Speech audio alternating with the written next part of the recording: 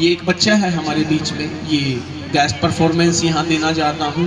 मैं सभी जो हमारे दर्शक हैं उनसे एक बार आग्रह करूंगा कि हाथ उठा के प्लीज ऐसे ऐसे करके क्लैपिंग्स करें इस बच्चे के लिए प्लीज। देखिए हौसला चाहिए होता है स्टेज पे आने के लिए, और इस तरीके से मैं आमंत्रित करता हूँ इस विद्यार्थी को अपनी परफॉर्मेंस के लिए।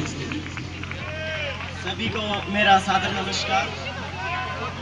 मैं आपके सामने एक गेस्ट परफॉर्मेंस रखूंगा कि एक बाप नहीं चाहता कि उसके घर में भी बेटी हो जो सिर्फ वो दे सकती है ऐसी खुशियों की पेटी हो। वो नहीं चाहता कि उसके घर में भी एक परी हो जो नन्ही सी मुस्कान लिए उसके सामने खड़ी हो। वजह ये नहीं है कि वो उसे पढ़ाएगा कैसे, वजह ये भी नहीं है कि उसकी शादी कराएगा कैसे, वजह कुछ और है। वजह ये है कि कहीं उसकी इज्जत तार तार ना हो जाए। वजह ये है कि कहीं उसकी बेटी का बलात्कार ना हो जाए। वजह ये है कि कहीं उसकी बेटी का बलात्कार ना हो जाए। अरे कोई नहीं समझता उसकी पीड़ा, उसके दर्द को, उसके शरीर के रक्त को, क्योंकि हम तो मशरूफ रहते हैं ना हमारी बातों में।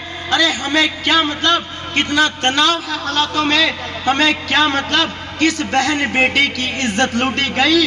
अरे क्योंकि हमारी घर की इज्जत तो सुरक्षित है ना हमारे हाथों में। अरे और कुछ नहीं तो हम हिंदू मुस्लिम का मसला उछाल देते हैं।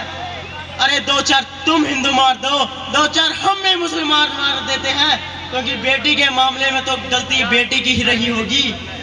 अरे लड़के की कहीं कहाँ, गलती तो लड़की की ही रही होगी। और क्या कहते हो तुम कि लड़की अगर रात में बाहर निकले तो ही रेप होता है, लड़की अगर छोटे कपड़े पहनकर घर से सरेआम बाहर निकले तो ही रेप होता है।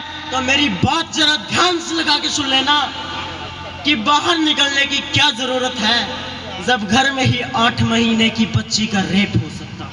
और किसी बाहर वाले की क्या जरूरत है जब उसका खुद का रिश्तेदार ही गुनहगार हो सकता है। अरे उसकी चीखों से पूरे घर में हलचल थी, जब उसे देखा गया वो पूरे खून में लथपथ थी।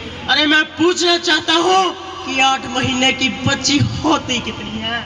अरे उसकी तो ढंग से आंख भी नहीं खुली होगी, पर आंखें खुलने से पहले ही तुमने उसे सुला दिया। जिस देवी को दूध से नहलाना था उसे खून से नहला दिया, और उसे देख के तो उसकी आत्मा भी कांप चुकी थी। उस दिन सिर्फ एक बेटी नहीं पूरी इंसानियत मर चुकी थी। उस दिन सिर्फ एक बेटी नहीं पूरी इंसानियत मर चुकी थी। अरे तुम्हारी इसी भूल की वजह से मेरी बहन के शरीर में सरिया डाल दिया जाता है, जल्दी बस में से फिर उसे फेंक दिया जाता है। उसे रोड पर बिना कपड़ों के देख उसकी वीडियो बना ली जाती है और फेसबुक व्हाट्सएप पर फिर उसकी इज्जत उछाली जाती है। अरे साहब वो तन से ही तो नंगी थी, मन तो उसका जिंदा था, एक चुन्नी तक नहीं उठाई गई। उस दिन मर्द शब्द अपने आप में शर्मिंदा था, मर्द शब्द अपने आप में शर्मिंदा था। उसके कातिल भी जेल से यूं ही निकल जाते हैं, वहां से निकल फिर वो एक बस में चढ़ जाते हैं ताकि फिर कोई बहन उनकी हवस का शिकार हो सके, ताकि फिर कोई बहन उनकी बस में सवार हो सके। फिर हम नारे लगा देते हैं बहनों को कमजोर बताने के, हिंदू मुस्लिम की कसर नहीं छोड़ते एक दूसरे को नीचा दिखाने में। बेटी पढ़ाओ बेटी बचाओ, मुसलमानों भारत छोड़ो।